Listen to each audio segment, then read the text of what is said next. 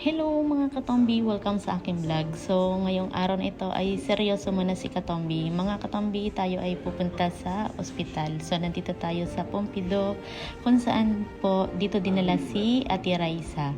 So, dahil nga nagkaroon na siya ng heart transplant at nailipat na siya sa room, pupuntahan ko siya. Third floor po siya. At ayun, sinamahan po ako ng nurse dito. At bago po kayo pumasok, ayan po, tusuotin kayo ng ganyan. At ito na si Raisa mga katombi. So, kailangan niya pong ilabas yung mga laway kaya tinutulungan ko. Sobrang hirap po ng kanyang sitwasyon kasi syempre umuwi rin po ang tita niya sa Philippines for vacation. At ako at yung si Cloud siya na kaibigan niya ang tumutulong sa kanya.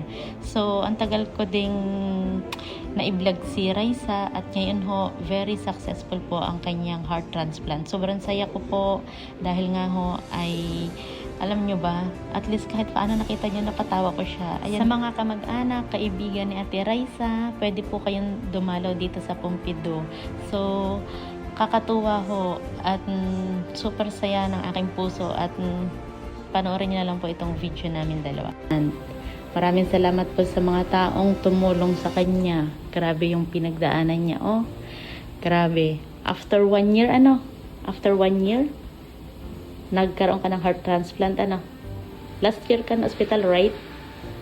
Ayan, hindi po siya masyadong makasalita kasi kaka-opera lang po niya.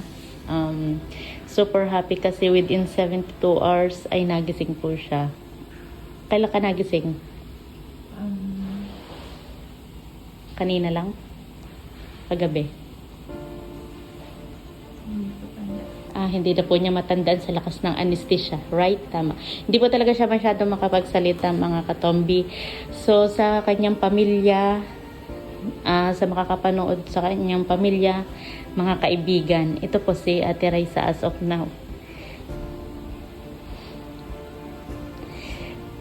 Naiiyak ako kasi syempre, simula nung nakilala ko siya, hanggang dulo, grabe. Kahit madaming nagchat-chat sa akin regarding sa kanya, wala akong pakialam. Kasi gusto ko makatulong sa kanya. Hanggang dulo, lumabas si Raisa. Kaya sobrang happy ko. So ito po ang update sa kanya. Buhay po siya. Maraming salamat sa lahat na nagpaabot ng tulong sa kanya. Sana ay hindi po dito nagtatapos ang pagtulong natin kay Ate Raisa. Yun po ang update sa kanya. Happy?